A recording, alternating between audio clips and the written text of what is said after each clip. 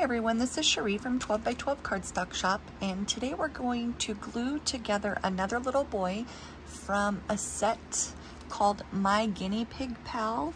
The set came from Marjorie Ann Designs, and I'm using the little boy in it actually for a friend who has a picture of two boys, her son and his best friend. They've been best friends for probably 12 years, and I just thought the boys were so cute I decided to go with them. Here's the colors of cardstock I'm using if you guys want a screenshot. I have everything listed. I am using Barely Art glue. It is just in my fine line applicator from Amazon because I like the fact that it's smaller and it actually has the metal tip. So that way, if anybody's wondering, I've pre-inked everything and actually did the face of the second one just to conserve some time. And I just want to give you guys a couple of hints and tricks. So I don't know if you guys have ever done paper piecing, and notice when your edges line up, I'm just going to give you a for instance, you can sometimes see the lighter color of the base. So what I do is I take a Sharpie and I go around the edges in the colors that are going to be underneath that color. So for instance, I did the jeans blue and then I did the shoe black. That way it just goes a lot smoother with transition and you can't see any of the color coming through from the bottom if it's not perfectly aligned. I love paper piecing. I've been doing it for probably, let's see, my baby turned 18 and I started when she was born. My mom got me into paper piecing, scrapbooking in general, but I've been doing it so long that when it first started, you had to print what you wanted onto paper, cut it out, a lot of fussy cutting, trace it onto whatever cardstock color you wanted, and cut it out again.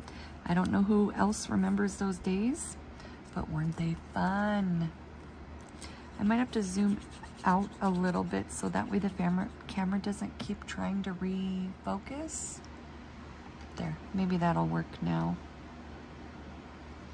So I'm just going to apply all of the clothes and the pieces with the Barely Art glue.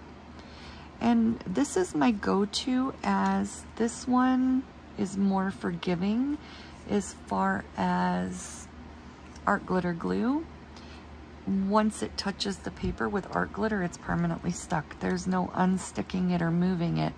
Barely Art gives you time to shift it in case it's not in the exact place you want it. Or sometimes if you're like me and you get ahead of yourself and the pieces are not on the right side, which I think we've all done that. I actually did that today and I just kind of chuckled. I still make mistakes. The thing with a lot of us is when we make mistakes, even though it's recorded, we just edit it out. That way it's one smooth video. Now I tap my pieces on my finger just to get the excess off the glue, because sometimes we don't want the glue all over the pieces we're working on. Now for this one, excuse me, I put the shoes down. I'm not sure if they go above or below the sole, but since I chalk the edge of my soles gray, well, the outer edges, I put the sole over the shoe. Just that way you can see the entire thing. This is a gummy eraser from Hobby Lobby because I had glue on my finger and I touched the shoe. I don't want the glue to show on the pieces, especially black, but now that I realize it, the shoelaces might cover it up. So now for this, I don't like that in between, and the shoe will cover, the sole will cover it to the shoe. And if not, I just flip it over and let my marker bleed through the cardstock on the base and it'll cover that up.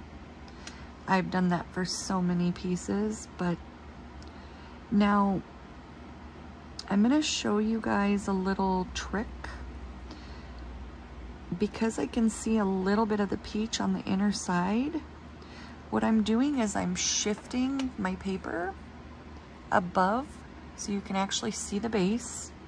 I don't want that there though, but when it's dry, I'm gonna trim that off.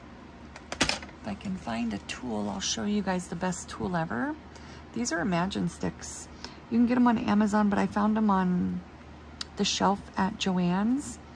And it's a silicone rubber it comes in a pack with probably, I think, 5 different shapes, but it runs right along your pieces to get the glue off.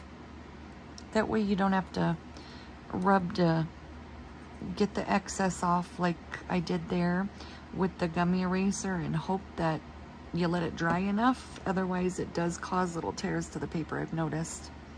And that eraser there is great. You just kind of run it along. So I'm going to zoom in so you guys can see what I'm doing here. Not too much because I don't want the camera to keep adjusting. And I'm going to use my bone folder. I got it from Amazon. And it came with tweezers and scissors that actually match this set. Now, excuse me.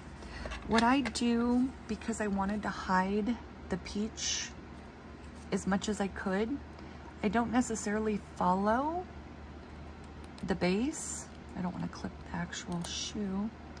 And I clip off the excess. And I turn my scissors to a tilt, a slant.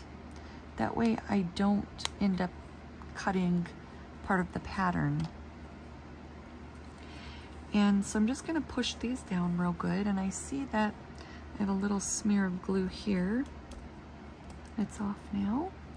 So we'll put the shoelaces on, and they are attached by a little piece of cardstock, which does make it easier. And I found holding them this way allows me to get the glue on a little easier. So now, because of how much I got applied to the back, I just use my finger to. There's gonna be a little glitch where I was gluing this down before my alarm that was set for 10 a.m. I thought, but it was p.m. Scared the life out of me, and I threw my tweezers across the table. So I just am continuing. So what I was saying is, if you hold it long ways and you just run glue up and down, you take tweezers, flip it over, and just touch it to your hand to get off the extra. That way it doesn't end up bleeding. I'm still a little shaky from the alarm. That was fun. All right, so those shoelaces are down, and now I'm gonna glue his arms under the shirt. So here we're just going, I go about a little over half, and I center it off the side there, just because it looks more like a shirt. I almost glued the wrong side. Did you guys see that? Told you we make mistakes, we just edit them. But since I didn't do it, I don't have to. All right. I just think it looks more like a t-shirt if the arms aren't exactly even with it. And to get it as even as possible, what I do is I just put them next to each other. Now, I'm all about showing tricks and tips.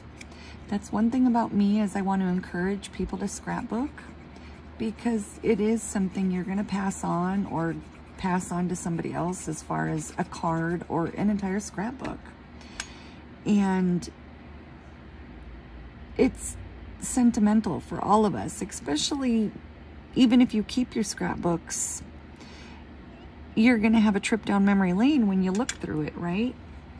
So why not have a little extra in there that you made? Because I will say this over and over, I love being able to open my scrapbook and see what I made and just realize, hey, I made that. And I'm going to show you the tip here. Now, another one, I'm going to show you the tip for the sleeves, but another one is I use, this is Cosmic Shimmer, but the sticker came off. If you dab it and allow it to dry, it becomes tacky. And you can peel your pieces off. And I'll show you when I lift his nose. Here's the big one that I refill, but it's Flake and Glitter glue. Oh, it is the best glue if you glue glitter onto anything. But his nose is on with it. And I use it for the hair and the nose.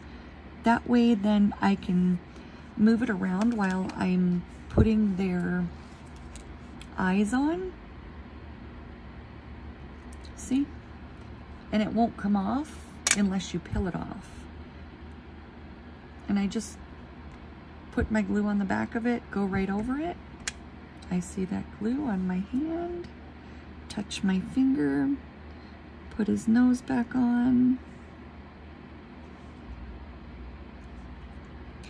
And so here's the other tip for the arms. Because they're gonna cross over in the back, what I do is I make them face each other and I trim. That way when they're in the back, they're not going to overlap behind the neck. So you go down. I'm gonna go on both sides. And that way it holds the arm down, and I probably went down a bit too far, but that's fine.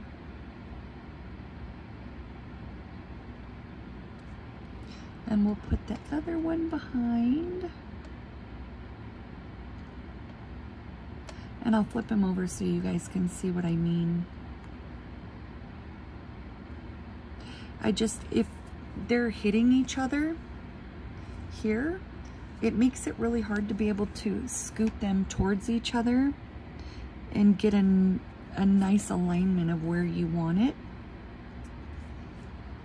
And that's just something I learned over time because I noticed I was cutting them and excuse me, they just look cleaner that way. A white gel pen for the accents if you want to put them on anywhere, that's up to you. I do, and I even use my white pan pastel chalk. I used it for the eyes. I use my black pan pastel to go around the eyes, and then I use my white pan pastel, which are these, titanium white and black.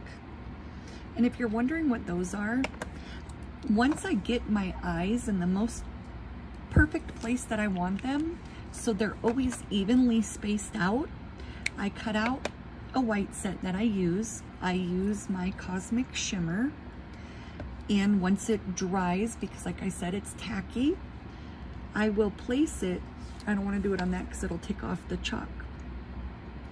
Once my eyes are perfect, I just take a piece of cardstock. I put my glue, my Barely Art glue on each eye, touch my cardstock down, let it dry, and then from the middle, I pick it up. But that's after I trace it. But then now I have a template to go on every single face. That way my eyes are always the same exact spacing apart. I've tried to do it freehand with the eyes myself, and some are closer together, some are farther apart, and I just wasn't crazy over having them all look so different, especially if it's supposed to be the same kid and it's all on the same layout. It's more noticeable. But any questions, feel free to ask. Thank you for following. I do complete inking tutorials on my page, which is Paper Pieces and Leftovers. But thank you for following 12 by 12 Cardstock Shop, and have a good day, guys.